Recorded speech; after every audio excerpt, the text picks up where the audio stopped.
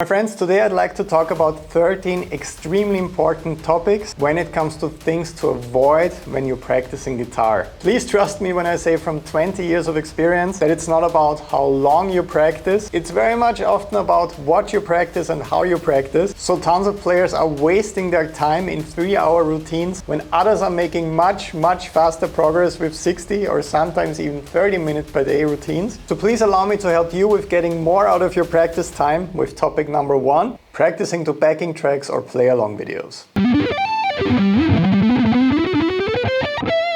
So when it comes to practicing, especially building technique like this, you might know that if you're a member of my Guitar Academy on Patreon, I personally always love to provide my students with backing tracks and play along videos, because I think practicing with these at first gives you a great look of how it should sound and also look like when you play those exercises. So it's a great way to learn them and to get them under your fingers, but I definitely don't recommend always practicing with backing tracks and play along videos, because you might be tempted to kind of bury your guitar in the mix a little bit, and you always sound better when you play with other instruments, like when you're embedded in a full mix. But there's nothing that will help you more with cleaning up your playing and your technique than just practicing to a metronome. So my suggested roadmap is using play-along videos and backing tracks to familiarize yourself with exercises and to get them under your fingers. And then you switch to pure metronome practice, 1, 2, 3, 4, and so on, to really get the cleanest results and to build your technique without any distractions and without hiding any mistakes. The second thing you want to avoid at all costs is not challenging yourself enough with your exercises. This is something that a lot of guitar players are guilty of, because it feels much more fun to focus on stuff that you can already play and that sound good in your routine, right?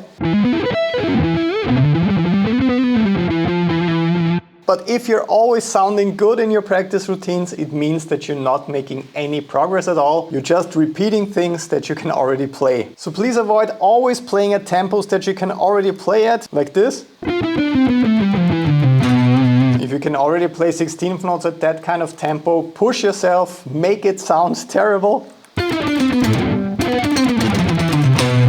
Even if you don't enjoy sounding like this and it doesn't sound great, it means that you're breaking out of your comfort zone and you're actually learning something. The next thing you definitely want to avoid is always working on the same exercises and not switching your exercises up enough. This especially applies once you start working with practice routines and you start getting more dedicated. Maybe you found an exercise that's fun to play, so you keep it in your routine week after week after week. That means that you're only improving one essential aspect of your technique. Like with what I was playing this 7-note grouping, which is a great alternate picking exercise and I love it. But there are many different aspects with alternate picking that I want to work on in my routine, like string skipping, for example. Or maybe a more horizontal approach that's not just in one scale position. Something like that maybe. Or when we zoom out, of course, you don't just want to work on alternate picking in your routine. There are many more interesting topics and techniques. So don't keep an exercise longer than 1 week in your routine. Switch it up a bit. If it's an exercise that's really beneficial for you, you can always include it like 1 week after you took a quick break. Just try to switch things up and work on different things before it gets too stale and boring. Now, topic number 4 is a huge one, maybe the most important one on this list. Avoid playing unmusical exercises only. This will have a huge negative impact on your progress. I'm sure you know exercises like this one. So exercises in the chromatic or semi-chromatic scale are a great introduction to drilling your technique, and I also did them quite a lot at the start. But these only make you better when it comes to your technique, and you will not ever play this in a practical context. It sounds like an exercise, right? So once you developed your fundamental pick grip and fretting hand technique, you want to start moving away from unmusical exercises like this to practical workouts that actually make you a better player and not just better at playing exercises all day. To help you out with this huge and important step on your guitar progress journey that so many players never make, and that's why they're stuck forever at an early intermediate level, I made a brand new practice package especially for you called the Modern Guitaritude package. This one consists out of extremely fun and musical daily workouts that you can include in your practice routine from now on, where you will not just work with the chromatic or semi-chromatic scale and dissonant, weird sounding exercises. You work on actual practical etudes, moving through different interesting interesting arpeggios and scales, which will not only give you a great boost when it comes to your picking and fretting hand technique, it will also make you an overall better guitar player, because you're not just drilling boring, impractical exercises, you're working on masterfully crafted actual etudes. Here's a little preview.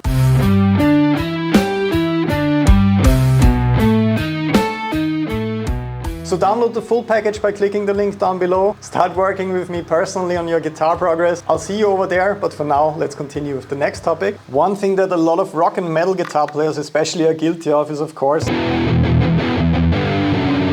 practicing with too much gain. So with my practice tones, I don't really use that much distortion because I don't want the notes to kind of blend together too much. If you really kind of overdo it and use a lot of distortion, like with a tone like this that I would use in a practical context, you might lose track of some very important details in your technique. So when I'm practicing, I usually dial it back a little bit. A tone like this, for example, which leads me to the next thing I would personally want to avoid, and that's practicing with a pure clean tone all the time. It's one of my mistakes. When I started out practicing, I only played with a tone that's super clean because I felt like that's the most transparent sound I can get and I can really hear all of those tiny details, which is correct in theory, but when I played with distortion I got a lot of string noise because I developed some bad habits like grazing the strings with my picking hand or some involuntary hammer-ons and pull-offs while I was playing, which you can kind of get away with easier if you play with a completely clean tone. But when you add just a little bit of crunch or distortion to your practice tone, like this for example, or maybe a little bit more even, it will be much easier to hear that buildup of unwanted string noise and to analyze where it's coming from so that you can finally get rid of it. Another thing I would really avoid is any type of inconsistency with your practice routine. Because when I started out getting more serious, I came up with a 3 to 4 hour plan because I was super motivated. I always did that for a couple of days or weeks, and then I missed the day because I didn't want to sit down for 4 hours. And a day becomes 2 days, becomes a week, and so on. So don't make practice goals that are too unrealistic, like practicing 8 hours a day or 25 hours even. Stick to a plan that you can really follow every single day realistically. Even if it's just half an hour to an hour, you will see much better progress than just practicing 2 or 3 times a week with a 3-hour plan. From my personal experience, practicing every day and having a realistic goal will increase your progress much more dramatically than just those one-off super long sessions. Which leads me into the next tip. You definitely don't want this in your practice routine. You don't want any distractions. Because when you're working on an exercise, I really want you to go deep, analyze your picking, your fretting hand technique, and getting a text message or any kind of notification will pull you out of that instantly. So a huge tip, it might sound simple, but a lot of players don't do this, is just removing all the distractions to really focus on one thing and one thing only, your guitar progress. Then another thing I would really avoid is never being analytical about your progress at all. So a lot of players follow their routine, they start at the time they want to start, they stop at the time they want to stop, but they never really think what happened during that practice time. So when I practice after my routines, I do think a little bit about what did I do today, what do I need to work harder on, what were some insights in today's practice session, and at the start, to get used to this process of practicing and analyzing my routine, I had a physical journal where I just wrote down some notes. What did I work on today? What went well? What didn't go that well? What should I possibly work on tomorrow? Is there anything I should change in my routine? So dare to be a nerd, be analytical about your playing. Don't just start and stop and then go on with your day. Think about what you did, what you could do better, what you learned, and what you should improve. That will also drastically increase your progress, as simple as it might sound. The next thing I would avoid is never documenting your process. So what I'm doing right now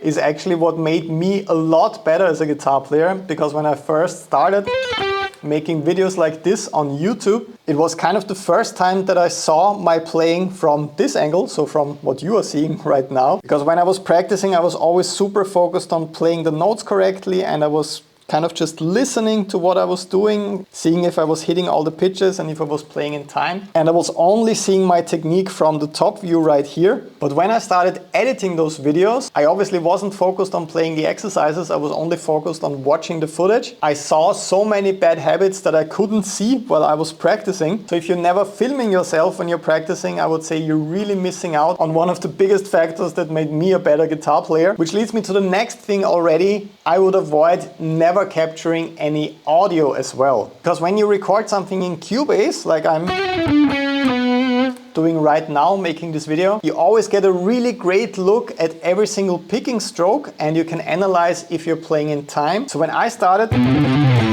recording my practice sessions like that, whenever I was playing to a click, I would analyze if I was really playing in time by zooming into the audio recording and seeing if it lines up with the grid. And I found out that I often tend to rush, especially when things get faster, because I always think the next phrase is really, really fast. So I started earlier most of the time, when in fact I can often relax and try to play behind the beat in order to land perfectly on the beat. So please record video, but also audio of yourself practicing. Now, what I would also definitely avoid is not including any theory in your practice routines. I know that it's much more fun to work on your technique, to see how fast and clean you can go, to work on alternate picking, sweep picking, all the flashy stuff. But if you don't have any aspects of music theory in your routine, you will only get better at playing exercises, which is once again not what we want. We want to become a better guitar player overall. So make sure to have at least one music theory topic in your routine. Like if you're just starting out, fretboard visualization, learning all the intervals, learning triads or seventh chords across the neck, focusing on interesting sounds like the modes or harmonic minor, melodic minor, or maybe even some ear training, listening to intervals, to chord progressions and all that to develop your ears. That's a progress hack for sure that will make you a better player and not just better at exercises. And the last thing is once again one of the most important things. I would really advise you to avoid to never ask for help or guidance. The self-taught guitar player journey is a very lonely one, full of frustration, which is once again one of the main reasons why I founded my online guitar academy on Patreon. It turned into a really amazing positive community of players that support each other and help each other out. So if you feel like you never got any formal music education or training so far and you're often frustrated and you don't get the desired results out of your practice routine, although you feel like you're working quite hard, consider joining a community. It's much more fun to work together. Other self-taught players that are on the exact same journey will lift you up and share what helped them personally. And of course, I'm also active over there, giving you professional advice from over 20 years of practicing guitar. So my friend, right now it's time to take action. Watching YouTube videos is sadly not enough. Click the link down below. Let's finally start working together on your guitar progress. I can't wait to see you over there. For now, have an amazing day and greetings from Los Angeles.